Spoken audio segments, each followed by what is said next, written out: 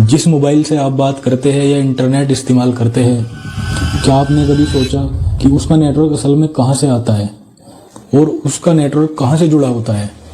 आपके आसपास खड़ा टावर वही आपके मोबाइल को नेटवर्क देता है, लेकिन उस टावर का नेटवर्क वो कहाँ से आता है, शायद ये आप नहीं जानते होंगे। दोस्तों, जिस इंटरनेट के बदौलत हम आज पूरी दुनिया को अपने मोबाइल में पल भर में एक्सप्लोर कर लेते हैं, उस इंटरनेट को आप तक पहुंचने में ऐसे ऐसे रास्तों से गुजरना पड़ता है कि जिसकी आप कल्पना भी नहीं कर सकते। आप सोचते होंगे कि इंटरनेट हमें आसमान से मिलता है, तो ऐसा बिल्कुल नहीं है। इंटरनेट हमें मिलता है समुद्र के रास्ते से। हैरानी की बात जानिए, पूरी दुनिया का 95% से भी ज्यादा इंटरनेट इन्हीं समुद्र केबल से होकर गुजरता है। सिर्फ 5% इंटरनेट सैटेलाइट से आता है, और मान लीजिए अगर वह सैटेलाइट इंटरनेट ना भी हो तो हमें कोई फर्क नहीं पड़ेगा।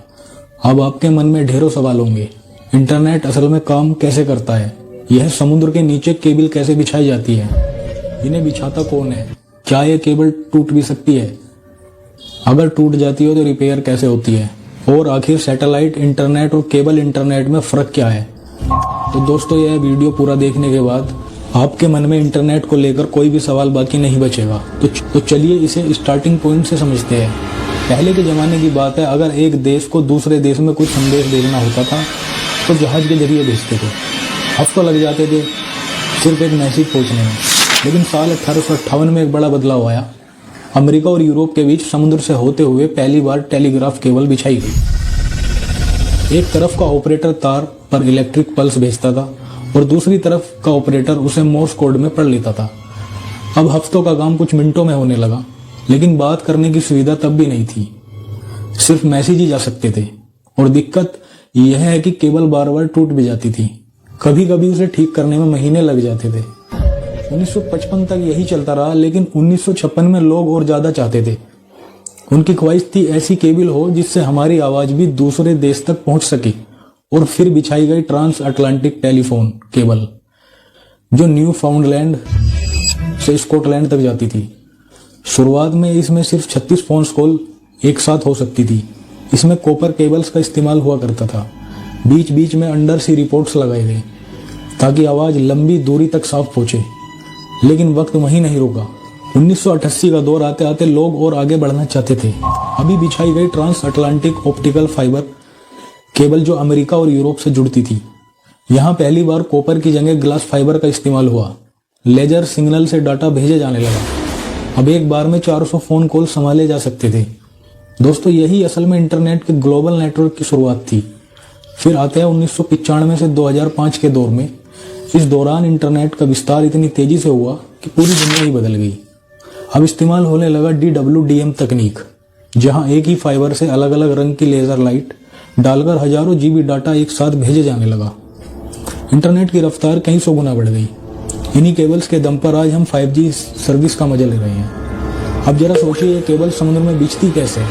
तो दोस्तों, इसके लिए एक खास जहाज होता है, इसे कहते हैं केबल लाइन शिप। इस पर हजारों किलोमीटर लंबी फाइबर केबल्स रोल्स में लिपटी रहती है। जहाज तय रूट पर धीरे धीरे चलता है और पीछे से केबल को समुद्री तल पर छोड़ता जाता है।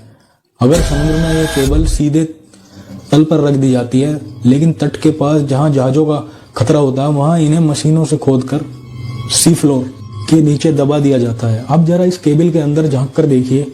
अंदर बेहद पतली कांच की नलियां होती है। इन्हीं में लेजर की रोशनी डाटा लेकर दौड़ती है। स्पीड इतनी जबरदस्त कि प्रकाश की गति के बराबर। बाहर से यह केबल मोटी पाइप जैसी लगती, लेकिन अंदर से असल में बेहद नाजुक होती है। इसलिए इसे कई परतों में ढका जाता है, स्टील, कॉपर, प्लास्टिक, ताकि पानी, नमक और प्रेशर से बचा रहे। अब सोचिए, अगर यह केबल टूट जाए तो पूरा महाद्वीप इंटरनेट कट सकता है। लेकिन हाँ, टूटती है ज्यादातर फिशिंग नेट्स, जहाजों के एंकर या कभी कभी भूकंप की वजह से।